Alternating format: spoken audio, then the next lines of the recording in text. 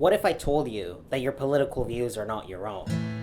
Do you ever wonder why it is that you could have grown up with somebody in the same neighborhood, had a lot of the same life circumstances, went to the same school, experienced a lot of similar things, and then it turns out that the neighbor that you grew up with now turns out to be a Republican and you're a liberal, or vice versa, and you just can't quite understand why they think, and then you think, is that person crazy? How can that person have those views? But what if I were to drop a bombshell on you and told you that the views that you believe you have may not actually be your own? So I'm going to start with the stat. 81% of both liberals and conservatives have really unfavorable views of people on the other side. So obviously a lot of dislike, a lot of disdain, and we especially know this in recent years since everything has become so divided. But actually beyond politics, there tends to be a number of differences between liberals and conservatives that go beyond the realm of politics. So one of them is actually poetry. So liberals and conservatives like different types of poetry. So I believe liberals like more free-flowing poetry, for example. They also tend to like different types of dogs, different types of dog breeds, and also different foods. So conservatives, for example, tend to like fries and potatoes more than liberals, for example. So then we can go back a little bit and try and figure out why is it that this happens. So there's been a number of different studies, and somewhere between with 65 to 95% of accuracy depending on the study, through an MRI scan, a researcher can guess and can predict which way you vote. So some of the differences that they have found, and mind you, a lot of this research is ongoing, so I'm sure there's more that we're going to learn with time, but the brains of liberals, they tend to have something called the anterior cingulate cortex that is bigger in their brain. And that is associated, for example, with traits of openness. And conservatives tend to have a bigger amygdala, which is associated with a number of different things, but one of them being fear. So for example, if you take a certain issue, say like border crossings, a liberal is going to have a natural way of thinking more openly about people coming in, versus a conservative is going to be more likely to react with a certain fear aspect of, oh, who are the people that are coming in? And they're not going to be as open naturally. And in part, it could be because of the brain structure of how different people just form their thoughts on these different things. And that doesn't mean that changing your viewpoint is not malleable. It can happen, but it is very hard. But one of the things that changes people to a more conservative side is, for example, a lot of people became more conservative after 9/11 because there was a lot of fear that was induced in the entire population, and that fear tended to turn people into the more conservative direction, but also fear, amygdala, so you can kind of see where this is going. But they have also put people in MRI scans where they try and convince them and tell them that their viewpoint is wrong. And instead of people accepting that their viewpoint is wrong, people on both sides, their brain would light up. I believe it was a certain part having to do with like self-defense mechanism and self-protection. And then now a lot of these things are starting to make sense. Usually when you try and prove that someone's viewpoint is wrong, people take it personally and then they feel personally attacked. That even that reaction seems to be something that is just like primal in the brain of how people react when they are told that they are wrong.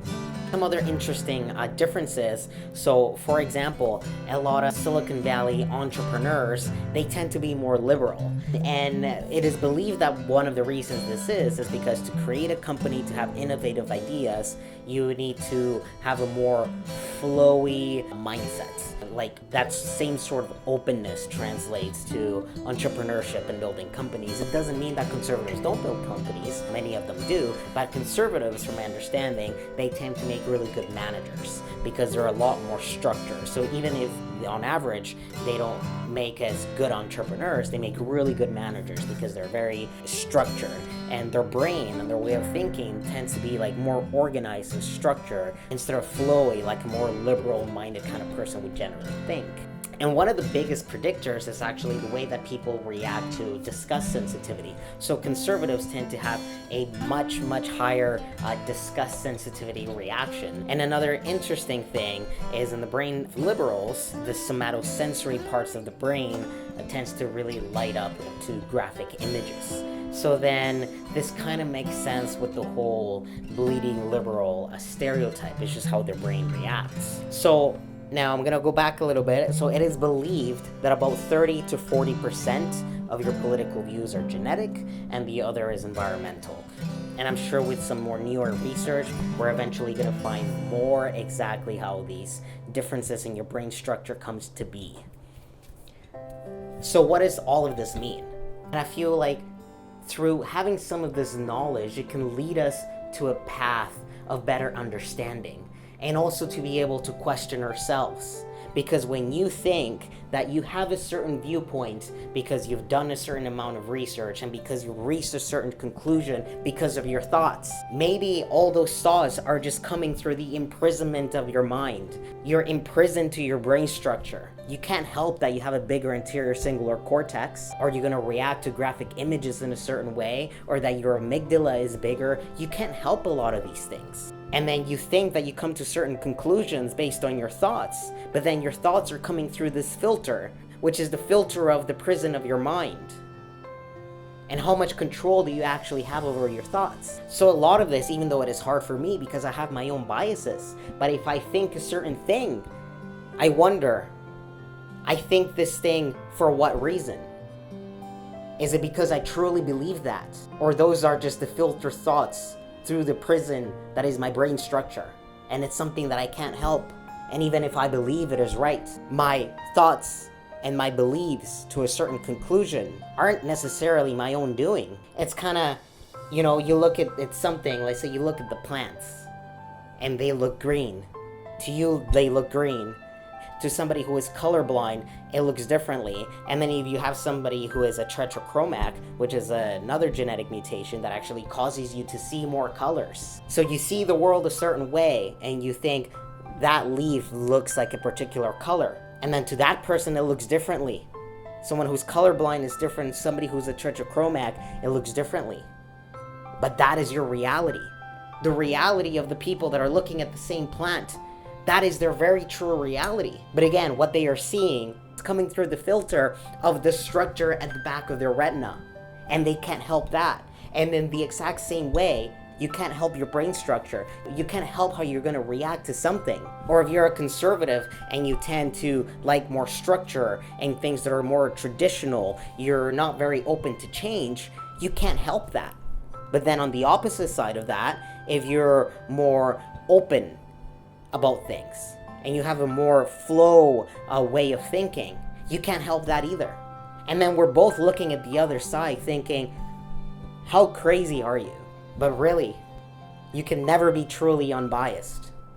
And there's always going to be people that are going to have these different ways of thinking. So then when you're having an argument with your grandma or with your childhood friend or with the neighbor, you're both arguing through different filters. It's like those two people that are looking at the plant.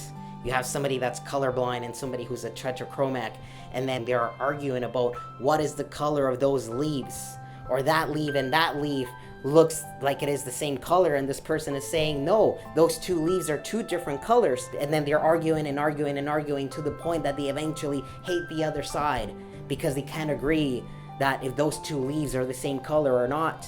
And then the same way, a lot of us are doing the same thing when it comes to a lot of these different viewpoints. You're arguing through a filter and you can't help it. This person can't help it and this person can't help it. I would argue it's almost the exact same thing. And the reason I want to share this is because what I first learned about these studies a number of years ago, and it was one of the things that I would say probably for the rest of my life will change the way that I view a lot of these issues. I'm well aware of my biases and what they are, but I also try to be aware that those biases are not necessarily my own doing. Those biases are coming in part probably because of my brain structure that I can't help. And I try to be aware of that. And even though I try to be aware of that, I'm still biased and those thoughts are still coming through. But I think one of the steps to having more understanding is to understand that. In the same way that people can have a different structure at the back of their retina, having them see things in a different way.